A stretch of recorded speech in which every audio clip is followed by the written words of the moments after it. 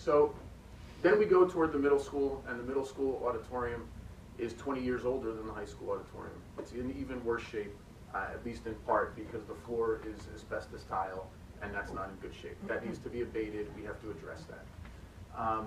Everything else in that auditorium is also older than than what's in the high school auditorium. So the middle school auditorium needs to be addressed as well. These are probably, I'm not speaking for the board, but I'll say, I'm of the opinion that these two auditoriums are the biggest priorities in the district in terms of needing to be addressed, one way or the other. So the question becomes, do we redo the middle school auditorium, or do we build a new middle school auditorium so we can use the space of the current auditorium in a different way? I know that this is something of a point of debate. Our board and our administration feels the best use, the best value we can extract from these projects is to repurpose the current auditorium and then build a new auditorium so that we have some of the features in the auditorium that we think are really important. So one of the things that we think is important is more seating, because we're tight in both places at times. Another thing we believe is important is a place to safely build sets. We don't have that right now. Set construction, the show at the high school takes place this weekend. If any of you want to see it, it'll be great, I think. But all of the building takes place right on the stage while kids are rehearsing, and there's a lot of movement. It's not the safest scenario. We don't have storage in either place. In part at the middle school, the classrooms that are behind the auditorium, and if any of you have kids at CMS, there's like a Chinese classroom back there, there's a science classroom back there. That used to be shop area, places where sets were built. They've become classrooms now because we've needed them for academic space. So we really want storage and set construction space, and we also want to be able to have the flexibility to improve things like the sound booth and the dressing rooms and so on. And right now we don't really have that ability if we stay within the footprint that we have at the middle school and high school. And then finally, if we use the current auditorium for other purposes, we can address other needs that we think are important. So I'll mention one of those needs. I talked about Ms. Hadley a second ago. So right now in the district, we invested in the STEM program last year. We've been trying to build up our capacity in this regard. If you just think about our K-3 population, we have a tech lab in each building. Not to say that this tech lab is perfect, and I know that we'd like actually more space even for these programs, but we've got 3 tech labs in the K-3s. We've got 2 at Lafayette. We've got 5 at CHS and a 6th that's coming on next year as part of the new expansion.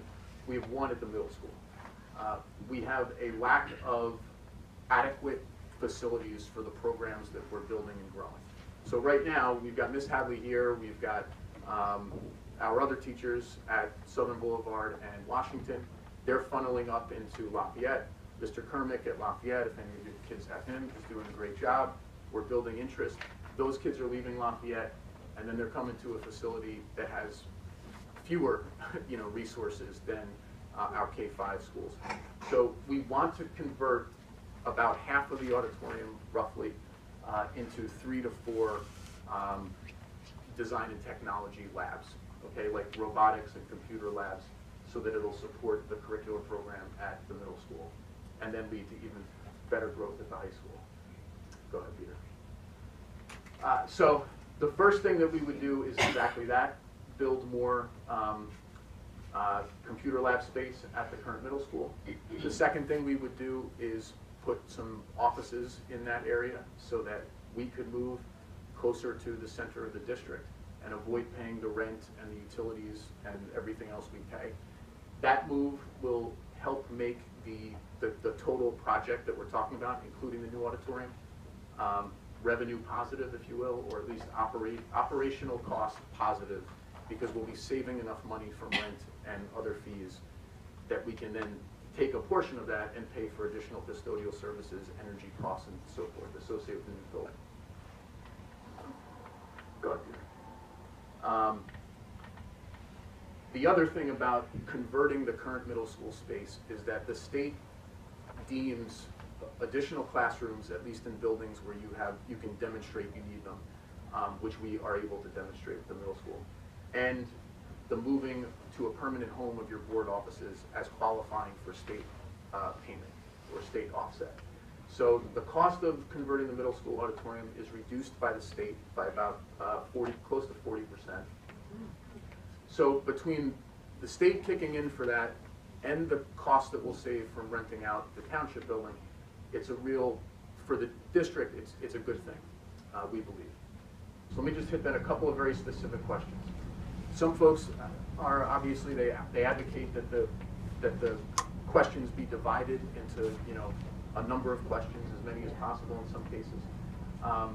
The Board of Education to this point has felt that one question that if we're going to propose a referendum with the goal of improving the entire school experience and sort of take a community approach to it, that one question is preferable. That could change. That could change at the next board meeting. They could decide to do something else. But that's been the position to date. It's important to recognize that it's not possible at all to divide this project into 6 different questions. The performing arts questions have to be together. And the reason is, for example, I described the middle school issues. If the voters defeated the new auditorium but approved the conversion of the current auditorium we have, then there'd be no auditorium at the middle school. And we can't, you know, we need to have at least one auditorium. We need to have an auditorium at the middle school. So those two can't be separated. Conversely, if the voters approved the new auditorium because they thought it would be, you know, bigger and we can have more flexibility with it and everything else, but they then defeated the conversion, then we'd have 2 auditoriums. One that would be brand new and beautiful and one that would be old and empty with asbestos in it. So those 2 projects have to remain together. And the high school one really is built assuming that there's going to be a new auditorium. If we were just proposing for the high school and nothing else that I talked about, we would make the high school, it would be more expensive. We would expand the scope, we'd address the sound booth, we'd address the dressing rooms, we would do things to try to you know, just improve that site a little bit more than we think we'll do. Operating costs, as I've mentioned, we don't think that there's going to be, we're confident actually that there's going to be a reduction in operating costs overall. And on top of this, I'll mention, because I know it's a point of controversy, there are people who are very concerned about renting to outside groups. Right now we rent our facilities to outside groups all of the time. Like Chatham United is an outside group. The rec department is an outside group.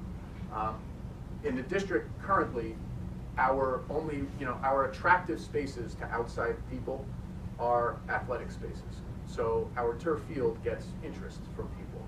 Some of our gymnasiums get interest from groups. We would expect that if we had better performing arts sites, we would have interest from, you know, dance studios in town who right now are driving to Morristown, let's say. And I've talked to other districts, and they can bill a good bit of money to groups, even very local groups, for utilization of the facilities. So we do anticipate that, even though it's not included in here. Go ahead, Peter. Another specific question has been, you know, why not do any of these building improvements and instead just invest more in teachers and programs? Like, we like Miss Hadley, let's get 2 more Miss Hadleys, that kind of thing. They're 2 different animals. So on the capital side, districts are permitted to go out and ask the public if it can borrow money, or if they can borrow money to finance projects over time. On the program side, we have to build that into the whole budget. So Peter, just hit the next slide. As an example, or to illustrate that, last year when we asked the second question for Miss Hadley and the rest, it cost $460,000 was the dollar figure. The $460K equaled an $8 increase in taxes per $100,000. And all of that had to be assumed this year. We couldn't borrow money to pay the salaries of the teachers we hired. We had to include that all into the operating budget immediately.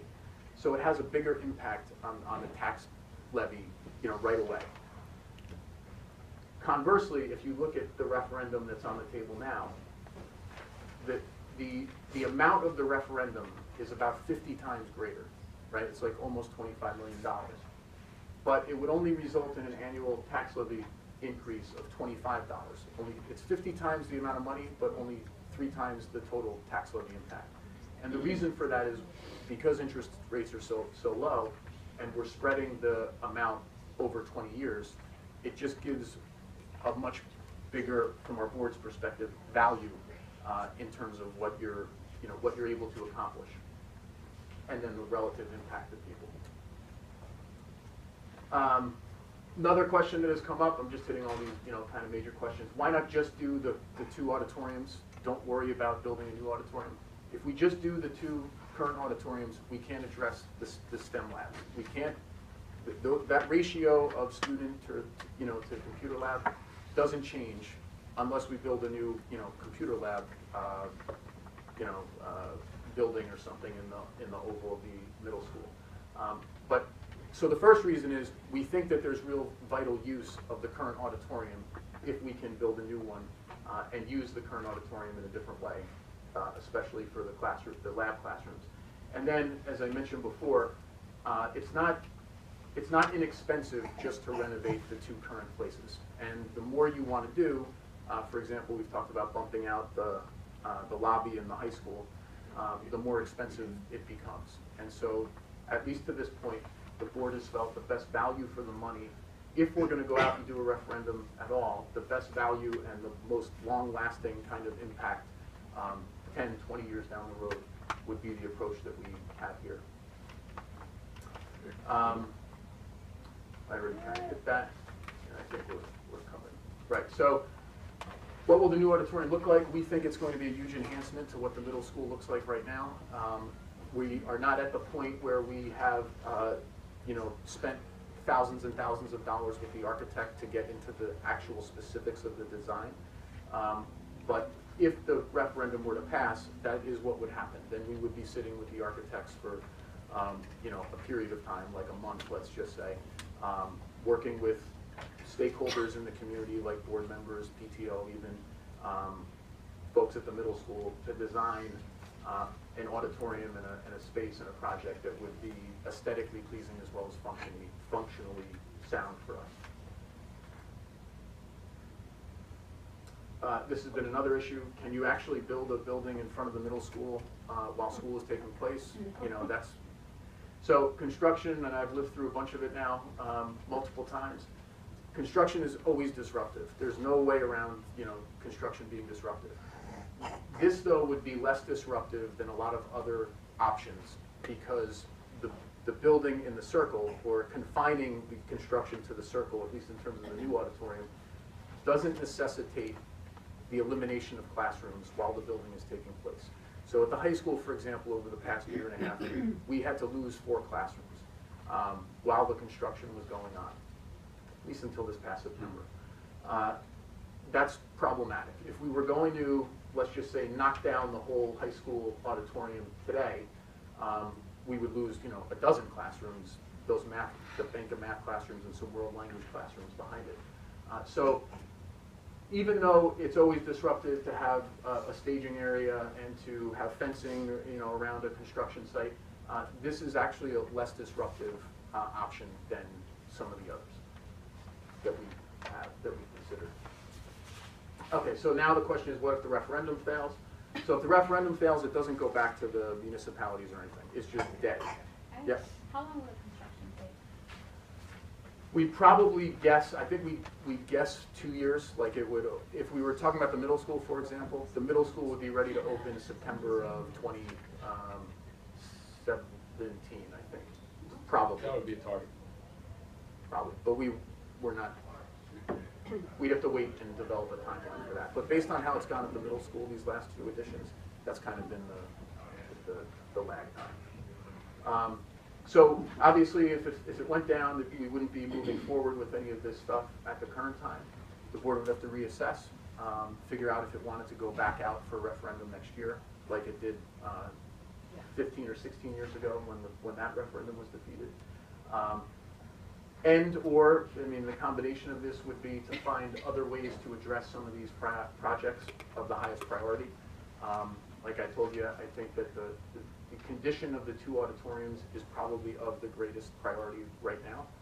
Not to say that other items are not important, but those probably are the ones that can't be pushed off. And then it could be that some of the projects are either delayed indefinitely or just scrapped. And that would be up to the board, so we're not quite there yet. I know another question that I've gotten a little bit is, would the new auditorium sit idle? Is it just going to be empty? That's not the case. The middle school auditorium right now has 2 theater arts electives. We're adding a 3rd next year. That's used almost on a daily basis during the day. After school, we just had 2 weeks ago the middle school production, and they were in there every single day, 6 days a week for 4 months leading up to the production. So the site or the facility will be used, pretty much on a daily basis over the course of the year. During the school day, there seems to be some misinformation that during the it's school not day. being used during the school day. Yes, I know. About how many hours a week would it be in use? Well, if you assume, we'll call it a couple of hours during the school day, and then after school, they probably, I don't know if any of you have kids that were in the middle school musical that would know better than me. They probably use it, I want to say 3 hours every day after school. Same at the high school, sometimes more. As they're getting closer, they're there like 5-6 hours a night. Oh, Sorry, is it the assumption then that all of the middle school and high school stage productions would take place at the new auditorium? So the high school plays would take place there as well? Yes, the major high school productions would take place at the middle school auditorium. The major high school musical performances probably would also take place at the auditorium. If there are other major events, like I mentioned Lafayette would definitely move its evening programs down to that space. Lafayette might consider, like they do some shows at 2 p.m., they might decide to do more in the evening because they can accommodate more people and it'll be, nicer. So speaking of that, what would the capacity be of the new one? That's still also something that will be finalized at the design But component. significantly As of larger. right now, the number of seats is about 1,000. We can modify that. Like when we get to the point where we got the stakeholders, we might come to find that, it would be desirable to have like 3 different areas inside the auditorium that you could like wall off so that and then you might lose a few seats if you do that. The stakeholders might not want that at all, and then you might gain another, 25 or 30 seats. But so for the high school and middle school productions that we have now, you'd probably go from, under the current proposal, the high school is going to move from about 715 seats down to like 675 maybe, because of the ADA compliance issues. If this were to move through, we'd probably have an auditorium of about 1,000 seats for high school in Lafayette. And the other big thing, I shouldn't let this go, we can enlarge the stage. That's really one of the game changers, because then we can put a class of kids on the stage.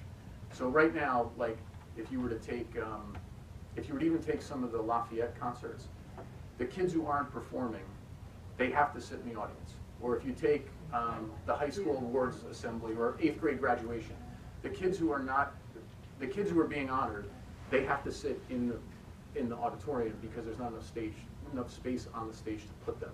If you can fit 300 or 350 or 400 kids on a stage, then you open up all those seats in the auditorium. It's a big, big bonus.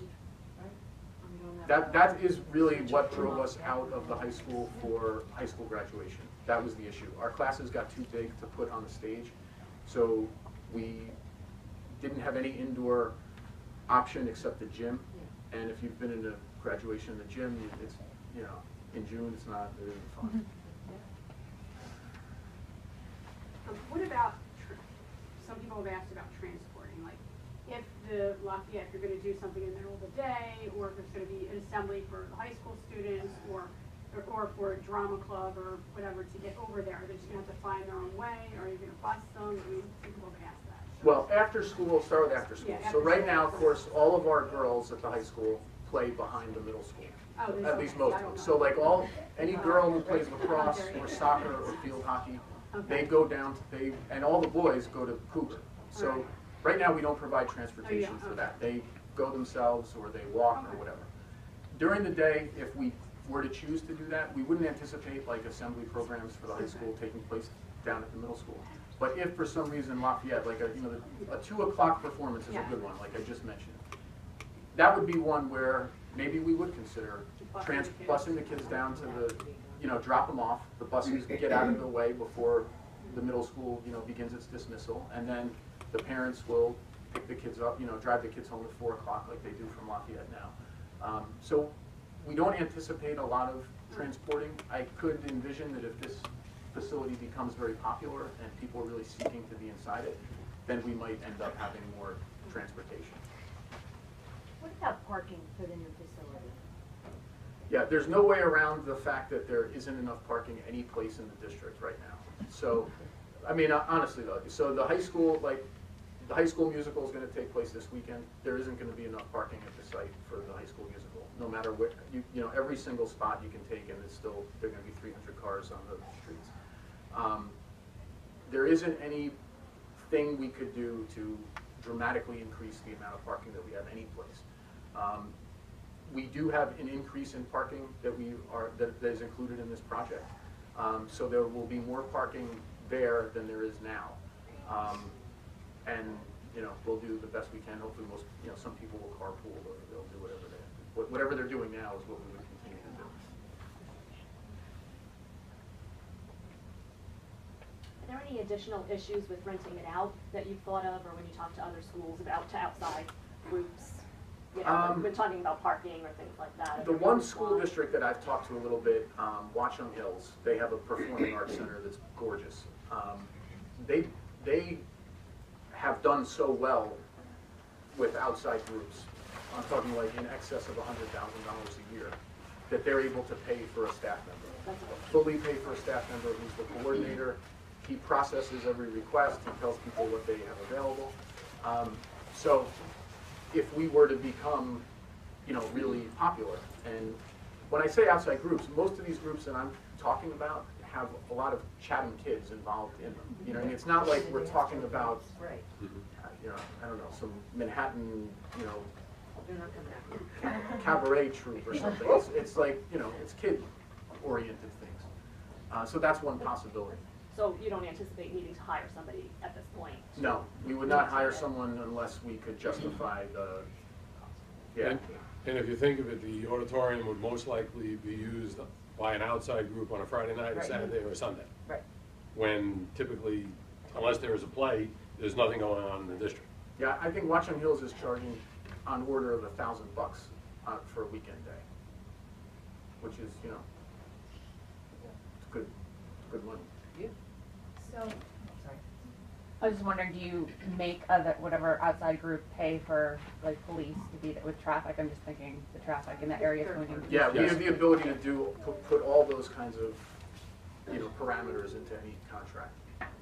At a worst case scenario, whenever an outside group uses any of the district facilities on a weekend, the district needs to be, at worst case, revenue neutral. Because technically, and according to the law, the district can only expend its funds on the education of the children. So even when our rec departments use our buildings on Sunday, they need to cover all of the custodial costs, for having somebody in the building and the heat, light, and power. So it's not that the district is trying to make money, but the district needs to put its approved budget that the taxpayers approved to educate the children. Not that rec programs aren't important, but for that. So the auditorium would be the same, and obviously if the space is that desirable, it would be a chance to more than be revenue neutral, which would be the goal. And I know that Mike mentioned Watchung Hills, they have made money on, on their rentals. What are liability issues? Does the school have to change its policy, or does the people who are renting, if they bring their own fully Yeah. insured? We right now, we have like I said, we rent to outside, agencies or groups now. And we have, we require them to show, what's the dollar amount? They have to show a certificate of insurance, they have to have. Yep. And every group that uses, even the rec department, even when we have I forget, like a soccer club use Cougar Field, they have to provide liability insurance. Yeah, the Denver Broncos used Cougar Field 2 years ago. They had to provide insurance.